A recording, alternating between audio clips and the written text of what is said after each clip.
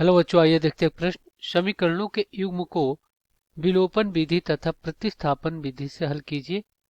कौन सी विधि अधिक उपयुक्त है? 3x प्लस 4y बराबर 10 और 2x माइनस 2y बराबर 2। तो हम क्या करेंगे, सबसे पहले मुख्य अवधारणा लिखते हैं। मुख्य अवधारणा तो वो क्या होगा इस प्रश्न के लिए? देखिए, हमें क्या करना है, विलोपन विधि और क्या करना है, प्रतिस्थापन विधि का प्रयोग करना है। प्रतिस्थापन विधि तो हम क्या करेंगे, यहाँ पे दोनों विधियों को पहले समझते हैं। चलिए, दो रैखिक समीकरण लिखते हैं।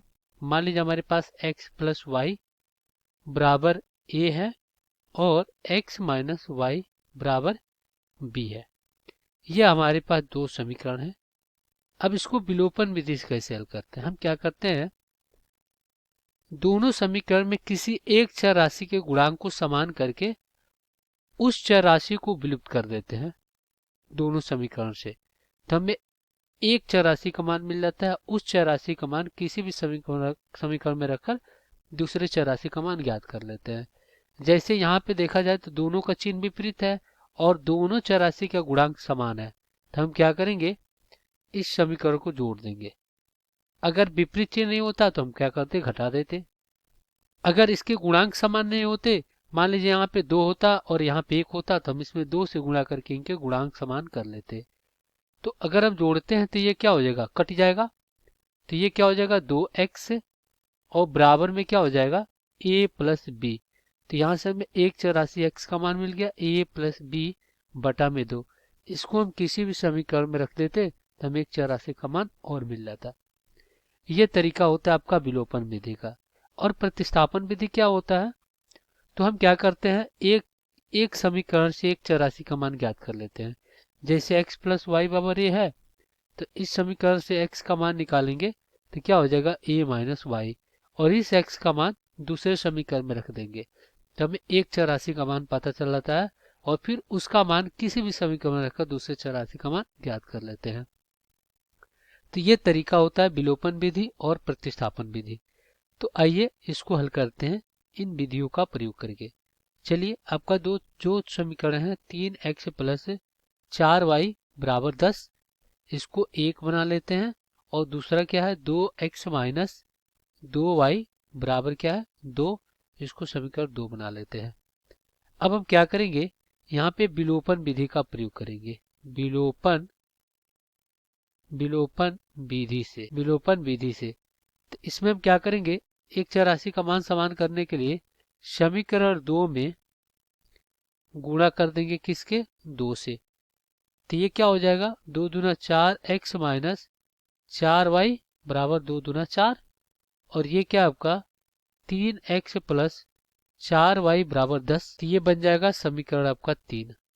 अब हम क्या कर दें, समीकरण समीकरण 1 और 3 को जोड़ देंगे। तो चलिए यहाँ पर जोड़ते हैं, समीकरण 1 प्लस 3।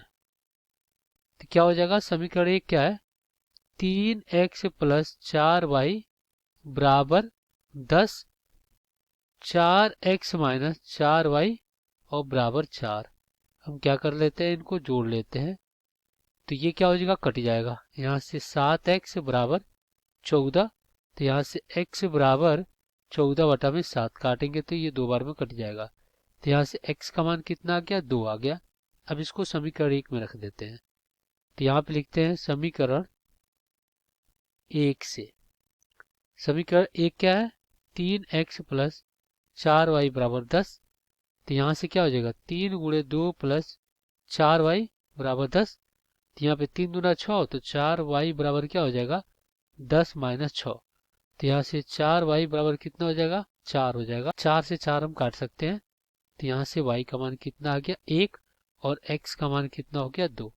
तो हमें x और y का मान मिल गया विलोपन विधि से। अब हम क्या करेंगे, प्रतिस्थापन विधि का प्रयोग करेंगे। प्रतिस्थापन विधि से तो प्रतिस्थापन विधि में पहले समीकरण लिखते हैं, 3x प्लस 4y बराबर 10 और 2x माइनस 2y बराबर 2। तो ये 1 है और ये 2 है। तो हम क्या करेंगे, यहाँ से समीकरण 2 से, देखिए समीकरण 2 से, समीकरण 2 से क्या हो जाएगा, 2x माइनस 2y बराबर 2। तो यहाँ से क्या हो जाएगा, 2x बराबर 2 प्लस 2y। तो यहाँ से x पावर कितना हो जाएगा, 2 बाहर लेते हैं तो क्या हो जाएगा, x 1 प्लस वाई और बटा में 2, 2 से 2 कट गया। तो यहाँ से x का मान कितना आ गया, 1 प्लस वाई। अब इसको हम क्या करते हैं, समीकरण 1 में रख देते हैं। क्या करेंगे, समीकरण 1 में रखने पर, तो समीकरण 1 क्या आपका, 3x प्लस 4y बराबर 10। तो x का मान हमने निकाला था यहाँ से 1 प्लस वाई। तो यहाँ पे क्या हो जाएगा, 3 गुणे 1 प्लस वाई प्लस 4y और बराबर में 10।